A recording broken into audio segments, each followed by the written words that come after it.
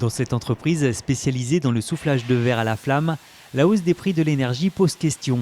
Les fours de recuisson sont gourmands en électricité et les chalumeaux qui servent à façonner la matière première ont besoin de propane pour fonctionner.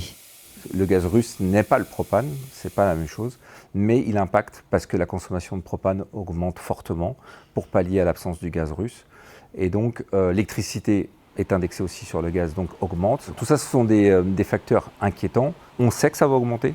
La problématique, c'est de savoir à quel niveau ça peut augmenter et à quelle vitesse ça peut augmenter. Alors ça, c'est un évaporateur d'oxygène, donc qui est réapprovisionné à peu près 2 fois par mois. Calqué sur l'indice énergétique de l'électricité et du gaz, l'oxygène utilisé ici pour augmenter la température de la flamme subit lui aussi une hausse. Des augmentations qui pèsent sur le coût de fabrication, surtout que le prix de la matière première devrait lui aussi s'envoler à hauteur de 40% dans les semaines qui viennent.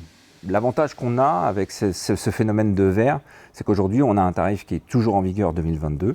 Et grâce aux anticipations des commandes de nos clients, à leur volonté d'engager des commandes fermes avec des acomptes, etc., on arrive à acheter suffisamment de verre pour nos prévisions de 2023.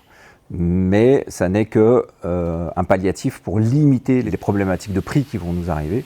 À l'heure où Duralex et Arc, deux industriels emblématiques du verre, parlent de mettre en veille leur activité pour l'hiver, le carnet de commandes de l'entreprise est rempli pour les 12 prochains mois. Nous, on n'est pas sur ce problème-là, parce qu'en fait, on est des artisans d'art. Et derrière les artisans d'art, il y a des humains, et c'est la part la plus importante de mon prix. Aujourd'hui, le verre et l'énergie est minoritaire dans mon prix.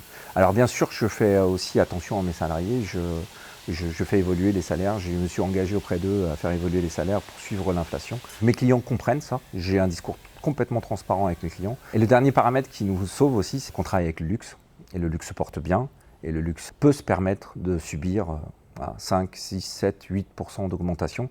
Dans ce contexte, difficile alors d'envisager des investissements pour réduire les dépenses énergétiques de l'entreprise. Et si pour le moment elle tire son épingle du jeu, elle reste tout de même très inquiète pour son avenir.